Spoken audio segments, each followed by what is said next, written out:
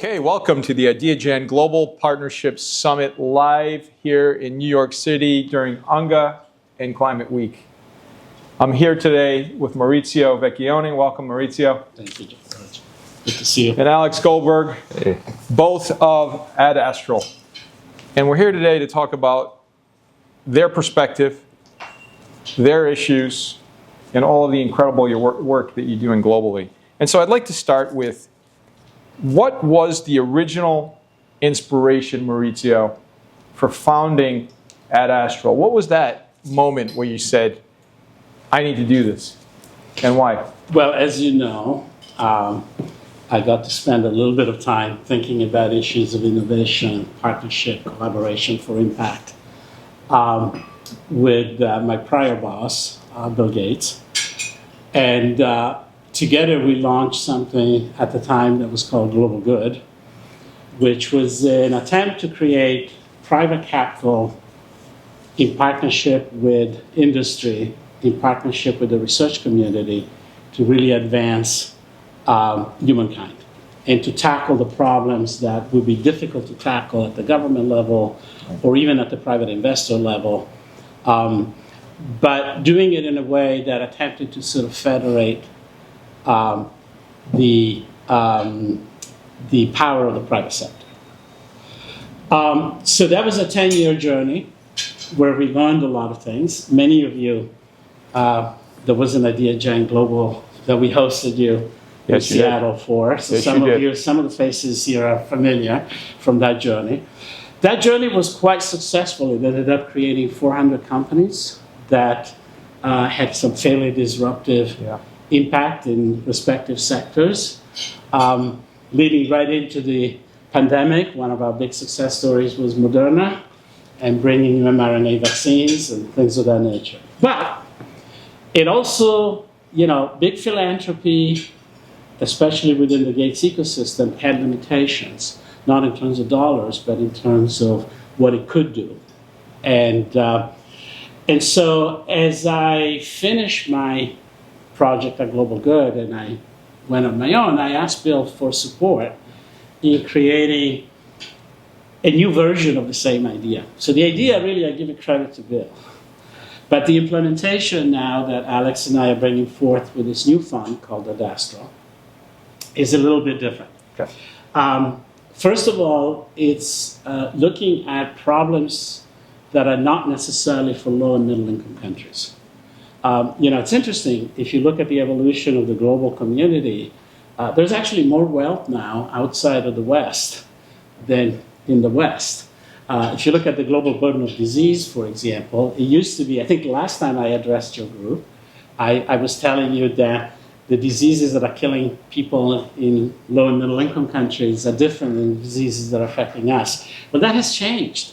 We're all pretty much suffering from the same things now, and climate is a great equalizer. The effects and impacts of climate are really cutting across the geography. So with AdAstral, we're trying to do the same thing, bring private capital, bring corporate involvement around the idea that innovation can provide a solution to some of these critical problems. And we're partnering with the nonprofit world as well as the government to sort of drive those ideas forward.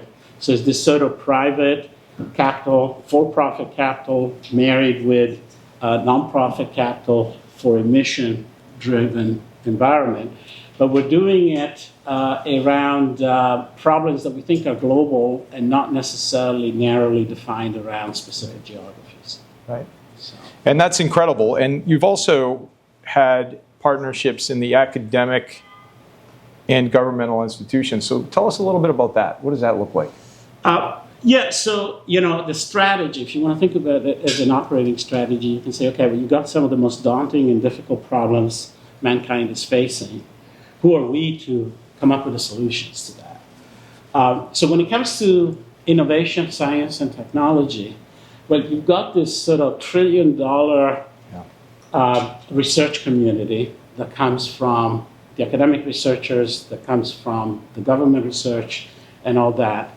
And they're often pursuing what I consider the accidental discovery, meaning they're off exploring somewhat narrowly specific areas of interest to them, and not necessarily stepping back and say, why don't we federate all this energy, dollars, and thinking in the academic world around actual solutions for specific problems, right? So climate being an example, since it's on the topic today, when you think about climate and climate tech, there's sort of recurring themes, right? But when you look at what are the key drivers of climate adaptation and climate solutions, we're not actually spending a lot of effort thinking about those solutions.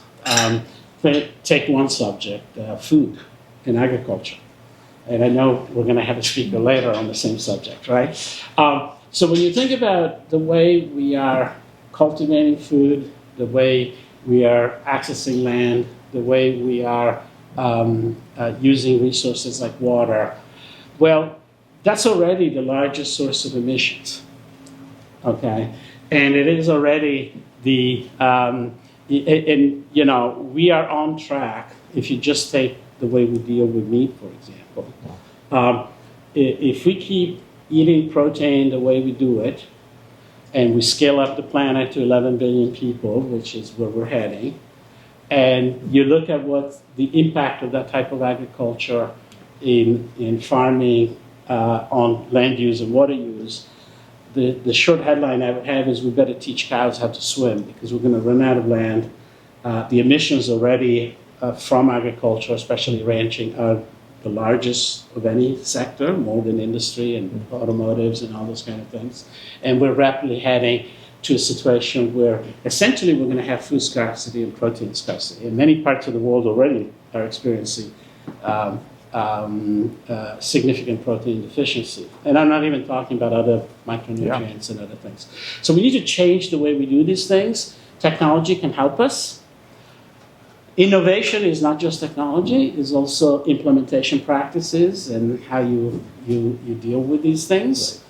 Right. Data science can help, because we can use analytics to sort of understand some of these issues on an ecosystem level. So those are things that you can do with the academic world, but you have to direct the academic problems into the problems that are worth solving, and that's hopefully the catalytic function we serve. Well, that's incredible to hear because I've seen your work sitting in the lab in Seattle. What an exciting, it was amazing. I remember the laser killing the mosquito, blowing up the mosquito in real time. Remember that photo that was on the wall that you all had? That was just one example to eradicate malaria.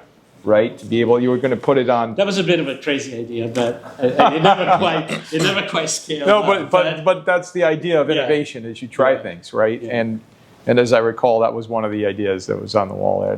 If you remember, just next door to that project was Bill's TerraPower nuclear reactor. I do remember that. And you may be seeing in the news now how even the U.S. is starting to think in terms of pocket reactors and reintroducing nuclear in a much safer form. Sure. As a way out of some of the issues that are associated with renewable energy. Right? You could put renewable energy, like California is on its way to become 100% renewable. The dirty secret of that is they'll never be 100% renewable because the cycles of consumption and demand. Right. When do you turn on the lights? At night. When is the sun not shining? At night. So that involves changing the grid and putting local storage and batteries and other things. Right. That would be an enormously expensive endeavor. So to really get there, you need about 30% production that is not susceptible to the up and downs of cycles in either the sun or the wind or whatever. And nuclear appears to be the only solution today. Where nuclear can give you the baseline, and then the renewable will give you the demand swings. Well, I find that fascinating too. Just not to digress. That was there. That was next. You may not have noticed it, but it was right next to the laser thing. I do. I remember that. And so we just heard in the news, for example, that 3 Mile Island is reopening for Microsoft apparently. because of the data center energy usage. Yeah, I mean, there are estimates that upwards of 25% of the future power use of the U.S. grid will be consumed by AI technology data centers. George, if I could just add another layer to the story. To dominate this Oh, no, it's all conversation. good. This is a collaborative thing. No, I think just to add sort of from a for-profit perspective, since that's sort of as much of an anchor of what we're doing as anything, and the unification of our backgrounds. Maurizio, as a brilliant physicist and innovation leader who has led a 600-person group of scientists in the Gates ecosystem and now has interdisciplinary work in a variety of disciplines. And my background as a serial entrepreneur for a series of tech companies, several of them had multi-billion-dollar exits, and basically as a VC, I view this helping the world, improving the strategic development goals, thinking about impact as good business as well. And so during the pandemic, I personally was very interested in doing something that had a measurable impact on the world, could help global health, et cetera. I also, using my entrepreneurial nose, was sensing that while AI was beginning to crest, there was going to be a really interesting verticalization of AI that began to happen in areas of science, technology, medicine, and research. And so with the friendship that we'd previously had, I called him up and we basically discussed creating essentially an outside moonshot factory, AdAstral. And we very much believe it's a great deployment of capital, a great investment. Each of these areas of innovation that Maurizio has mentioned and his fingers in so many different research labs and his unique ability, I sort of jokingly say, as an Italian chef, to draw upon the ingredients and the laboratories and the IP from a variety of sources, has provided us with several unfair advantages to spin out companies that are for profit, but very much also have this impact in mind, and they're very blended in their objectives. So my personal sort of career objective in this chapter of my career has been to focus on problems with impact, problems with global health scale, problems with climate, but which in a unified fashion have huge financial return potential as well. And that's really why we've created AdAstral. Yeah. Incredible. I'd like to zero in as well on your moonshot thinking. How do you take that moonshot thinking, and I've seen it in your previous life with Bill Gates, but right now with AdAstral, how do you infuse this notion of moonshot thinking into your decision-making process? So, the trouble, moonshots are great, right? It's high reward opportunities. If you're successful, we like to rename it from moonshot thinking to moon landings, but if you're successful, you can really move the needle. That's right. And affect a change, and typically that also means capitalize on great market and market returns, right? The problem, and I think any of you in a corporate setting that have to deal with the realities of quarterly earnings and anything else of that type, is moonshots are expensive and risky. So few companies, few projects, few programs truly can do moonshots. Gates could chalk it up to being nonprofit risk, and a nonprofit is ideally suited to take some risks that the corporate world wouldn't take, and essentially perfect a form of de-risking. After which it becomes a moonshot that is sufficiently de-risked to be interesting to a corporate or an investor to actually get behind, because the risk becomes more manageable. Right? So that was the fundamental idea behind Global Good, is to use the nonprofit money to de-risk the really high-risk portion, and then turn it over to private capital and use the power of profit to actually execute and scale it up. Right. Okay? Right. It was successful, and so we're kind of duplicating that. So this is why I spoke originally about a partnership between nonprofits and for-profits, right? Yeah. The nonprofits have a mission in mind. They have a change they want to see affected. They're willing to take some risks on, say, the sciences, Sure, because the project can be a little bit earlier. Okay, and to some extent, they can use the moonshots that are successful as a way to sort of return to their foundational That's right. effort Right. so that it doesn't become entirely a cost center. Right. And on the for-profit side, if you can create sort of an ecosystem that is ready to take these moonshots that have now been de-risked, what we discovered with Gates, I think one of the 10-year sort of balance sheet result was that doing good and doing large-scale, impactful projects is not just a good thing to do for the world and a good thing to do as a nonprofit, but it is actually a great operating strategy to build unicorns, to build great companies. Wow. And so without fail, our most successful companies were the ones that, financially successful, were the ones that achieved the highest impact. Wow. To the point that Bill today will tell you that he has a mathematical formula for measuring and selecting their future sort of investments. Is that right? And that has to do with a formula tied to the potential impact of the project. But expressed in a form that is tied to a financial measure. And over cocktails or dinners or later, I can tell you what the specifics of that is. But we've adopted the same idea. But the headline is they were always trying to help the world, and they accidentally made billions of dollars. Speechless on that. And then because the nonprofit funding de-risks these moonshots, by the time the private investors come in or the corporate partners, Right. It looks like a risk they can manage. It looks like any other sort of part of their R&D pipeline. And so they can make product decisions and ROI decisions. Or in venture capital parlance, the Series Seed, Series A rounds of venture capital are not actually borne by the investor. It's borne by nonprofit dollars. So we've created a time warp. Is it sort of like, is there an analogy to OpenAI? Or?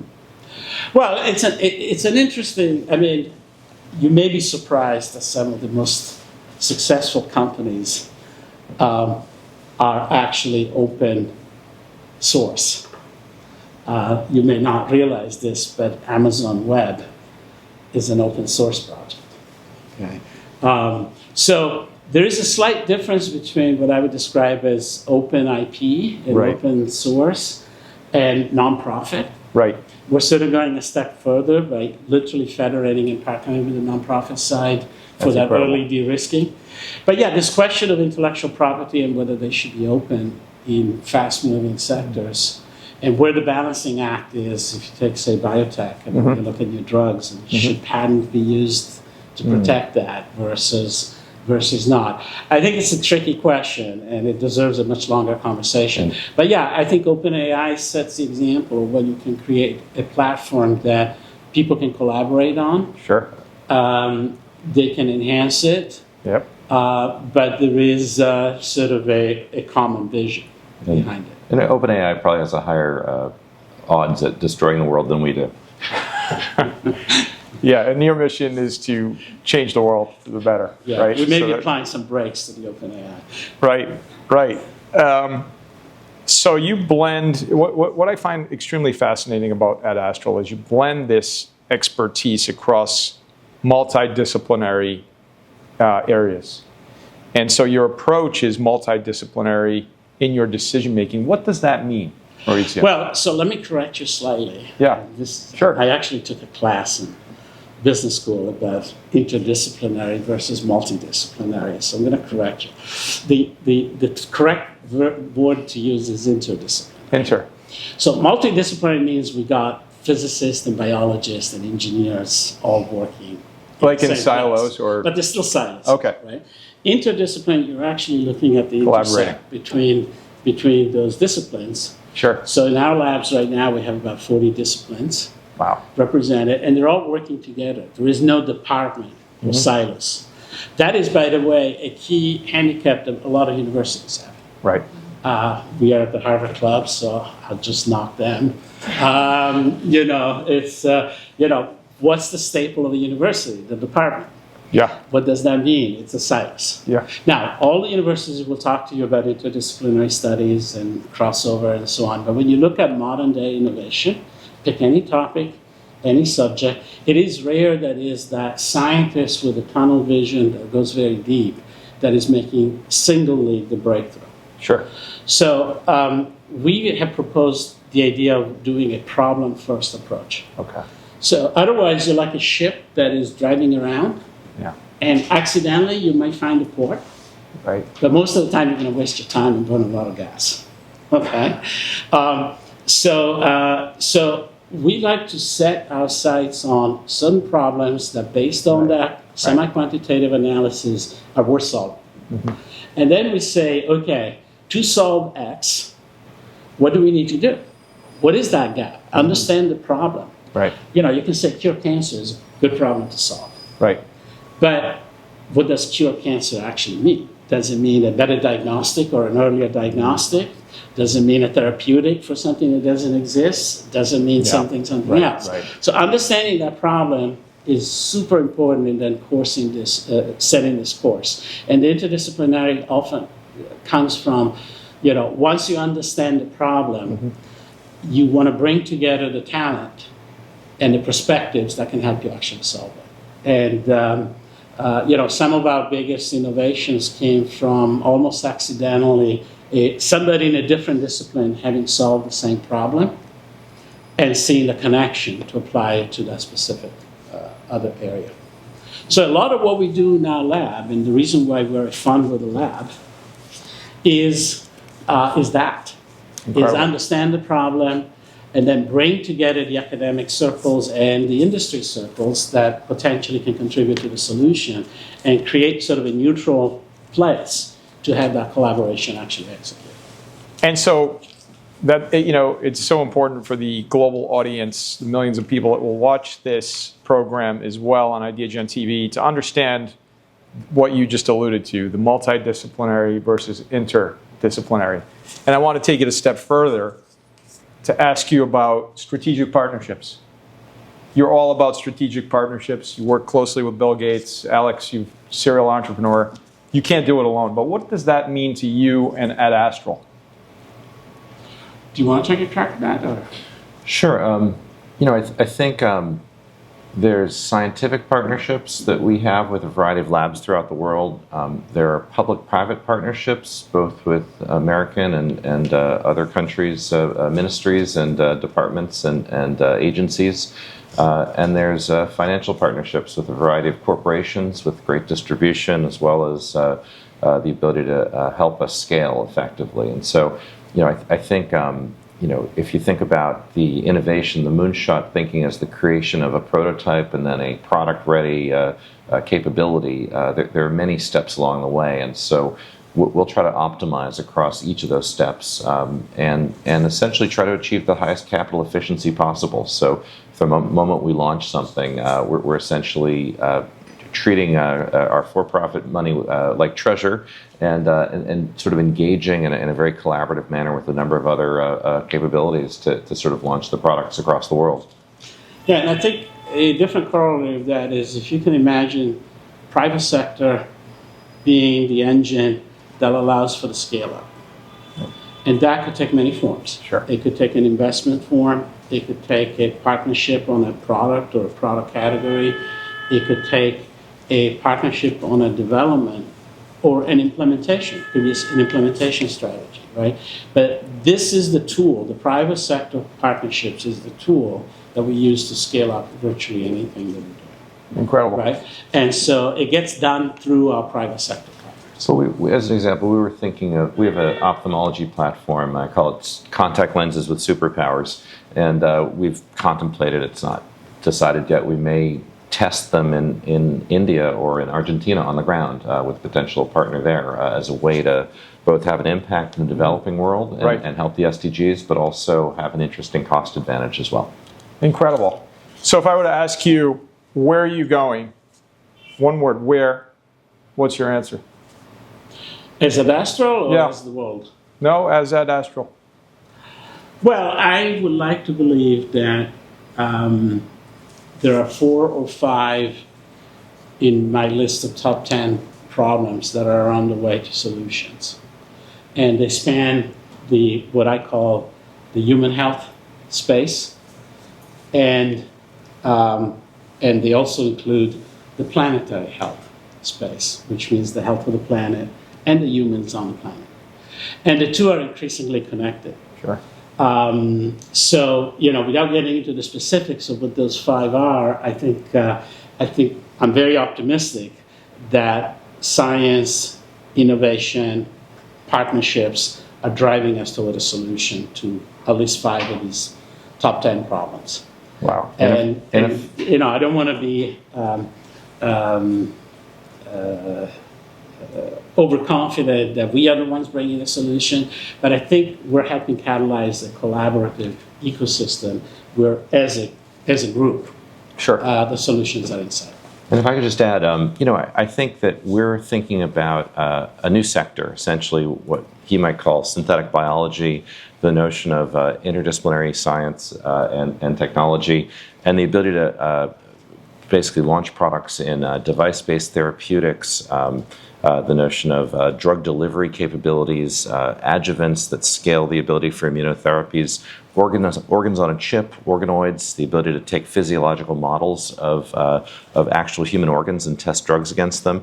So in the same way that software over the last 2 decades has created billions and billions of dollars of value, we believe that the next trillion-dollar company will come from this new sector that we're really on the precipice of. And I think that Maurizio and his team are among the best in the world, have the most experience at this in the world to launch companies and products in these specific sectors. So as we create a new sector in the climate tech and health tech space around human and planetary health, we're incredibly excited both on the impact and the potential financial impact and what companies we launch will be.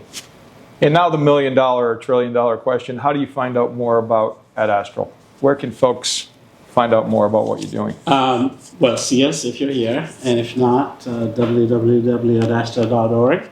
AdAstral.org. And by the way, that's for those of you that didn't have the 15 years of Latin that I was forced to take in my high school in Italy. It's to the stars. In Latin. It's bigger than a moonshot. So it's beyond the moonshot. It's beyond the to moonshot. What a perfect closing to an incredibly insightful interview. It's beyond the stars. Yeah. Wow. It's to the stars. To the stars. Beyond the moon. Maurizio Vecchione. Thank you, George. Alex Goldberg. Thank you, George. Thank you so very much.